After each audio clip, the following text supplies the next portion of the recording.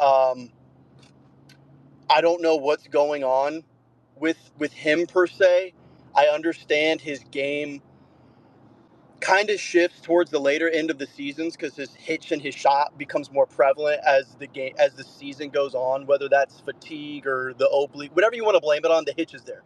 So if he's not knocking down outside shots, he becomes extremely one-dimensional, and it's way too easy for defenses to just counter. And a great defensive team like Boston, it's too easy. It's just too easy. So the staff is going to have to find ways to get him involved later in games instead of just high pick and roll ISO, because that's just not going to work. It's not going to work. So I'm a little shaky on that.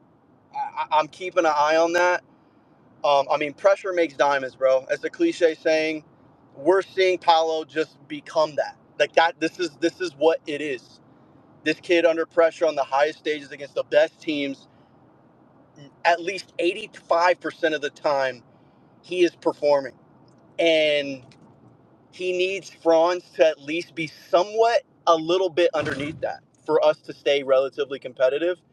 And they're gonna have to find a way to get him involved, especially in these third quarters, dude. Like it's terrible. But I don't know. It's really, I mean, honestly, Stan, I'm not really upset or anything because it's kind of like this is what I was expecting. I'm just elated watching a guy in a blue jersey play at superstar freakish levels. It's just Yeah. enjoyable to watch. And honestly, the league is not ready for Paolo Banchero to have a point guard or shooting guard that is just an elite scorer. You know, you talk about the Trey Youngs of the world, the Devin Bookers of the world, guys like that are able to just put the ball in the bucket. The league is not ready for Paolo Banchero to be able to share the ball with a guy like that.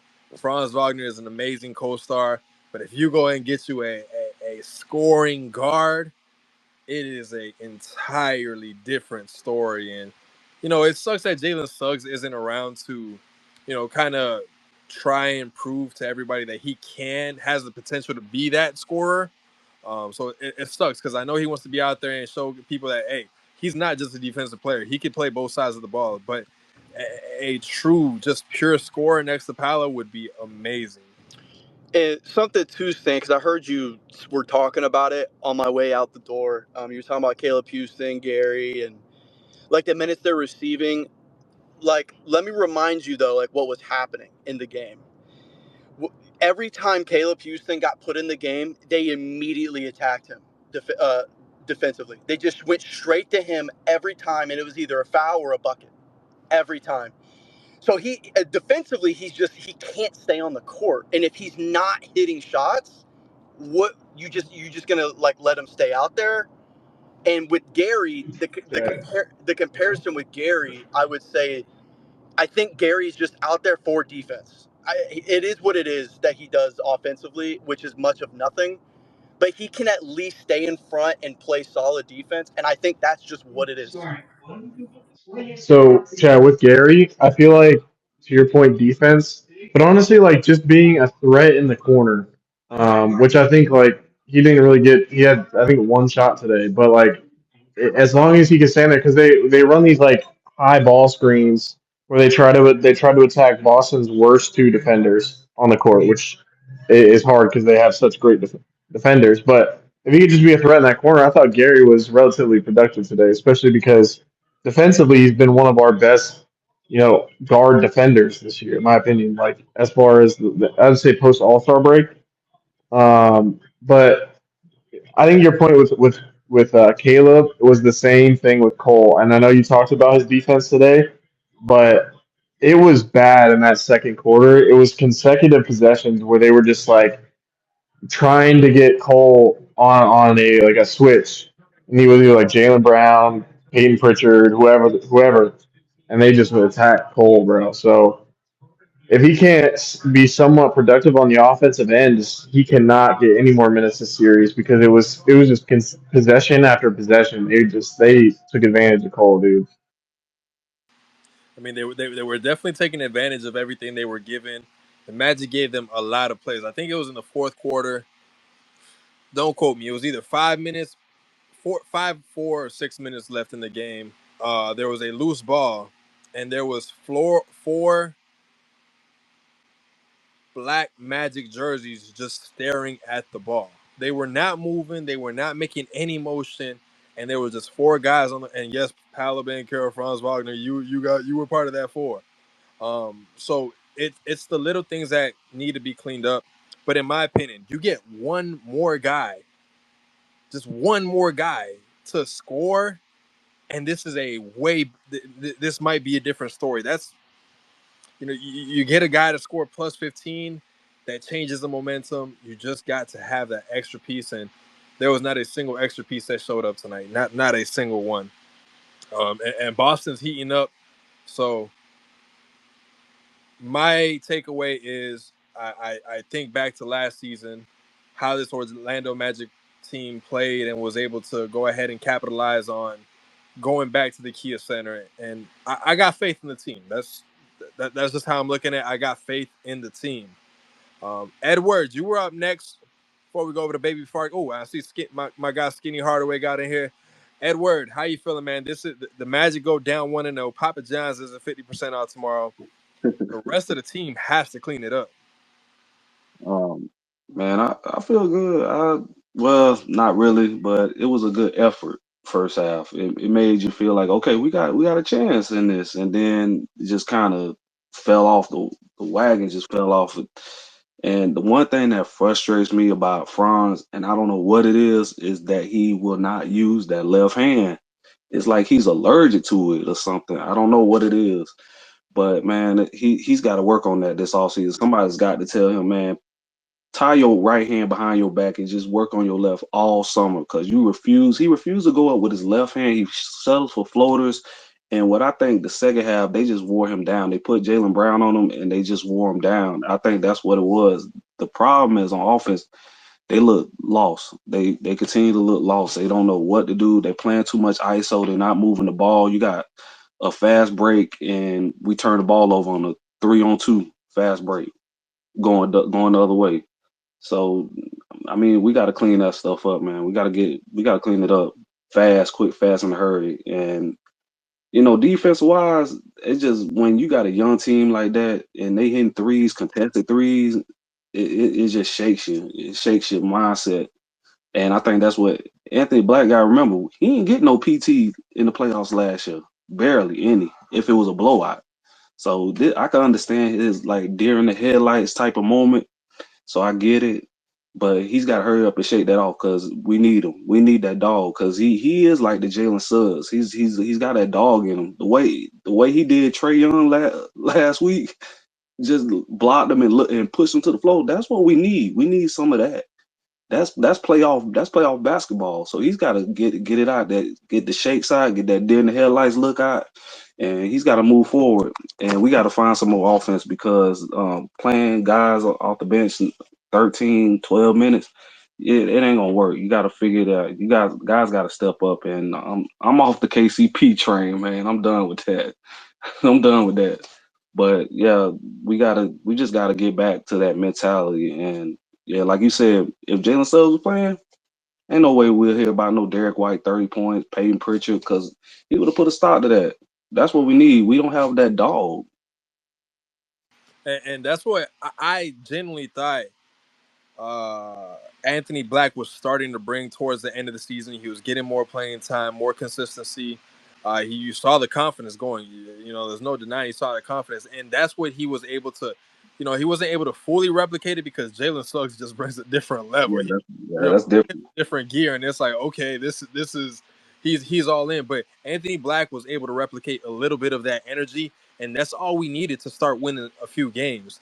And you're hoping that he's able, like you said, to get out of that deer in the headlight moment and come back next game and say, okay, I'm here, I'm confident, let me get it rolling. You're gonna need it. Without him, Hmm. it's not gonna be a pretty series at all. Hmm. Exactly, man. That's that confidence. He got to build that confidence up because it's like somebody got to tell him like, yo, man, playoffs here now. It's time to grow up, big boy. You got to be a big boy now. So we need you. And that's what it's gonna have to take because they're gonna go at Corey Joseph early in the game. You saw it early. They're Yeah. gonna go, and give it all to Corey. He stayed down there with Jason Tatum. He tried bodied him and everything like that. But the only good thing I say about this is that they are Jason Tatum gonna need an ice bath. This whole team, after this season's over, he's gonna be beat up. And that's what we saw. That's the only good thing I saw is that they're gonna make them work for it. And Jalen Brown didn't have much of a good game. Jason Tatum didn't have much of a good game. But the only people that beat you was Derek White, Drew Holiday, and Peyton Pritchard. That's the only people that beat you. You take those guys out, you got a chance. I got to look at the second chance opportunities in this game, but to start the game, the Magic had endless amounts of offensive rebound, and they were just not able to capitalize it. And hopefully, it's one of those things that it's game one. They got to build up their confidence, and it's a scenario where, hey, once they get back to the Kia Center, they can lock in. But we still got game two in. Hmm I That's genuinely hope that Jamal Mosley talks to them and says, "Hey, we got to push forward. Got to focus on these things." And if, like I said, one extra player, I don't even need two. I just need one extra player to be able to put in a good effort. And the way Paolo Banchero's been playing, hey, give it to Paolo. He'll figure out the rest. He had 36. You give him another player dropping 18, 17, 18 plus. Hey, he's gonna take care of the rest, man. This guy is on a mission.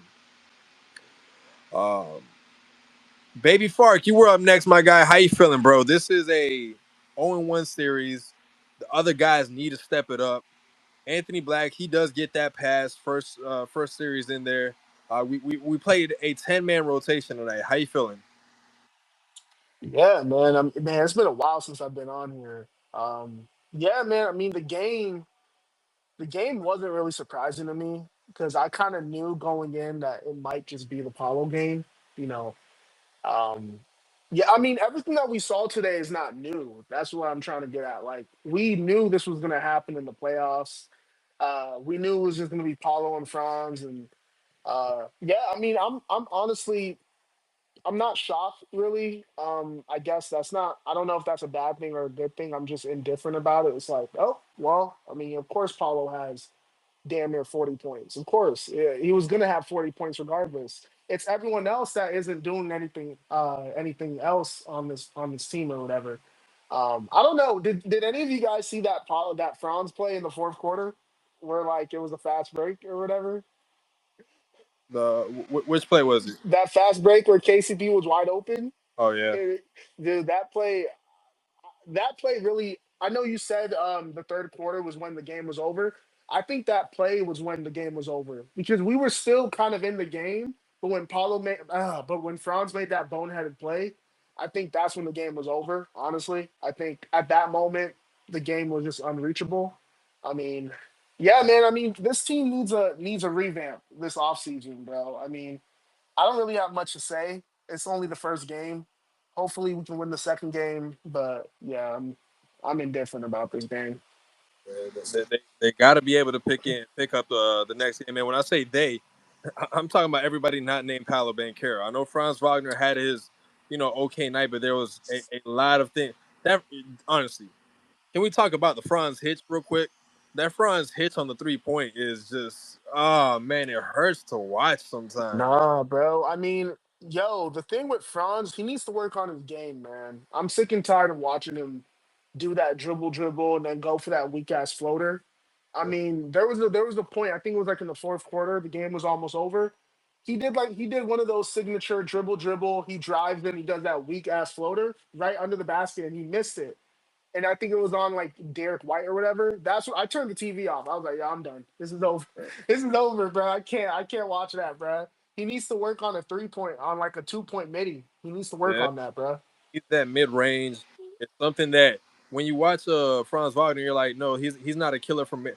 Yo, he needs to work on that mid range because if not, he can't. That three, I never believe a Franz Wagner shot is a 3 pointer is gonna go in. Honestly, and No, man. Of course I'm a no one fan, does, but bro. I never believe like it's gonna go in. And sometimes it does. Cause, I'm like, oh bro. yeah, but Cause, bro, he takes like the stupidest threes. He does the step back threes. He rarely Yeah, shoots open threes. He does like that little dribble, then he does like a step back and yeah, man. I don't know, bro. It's funny.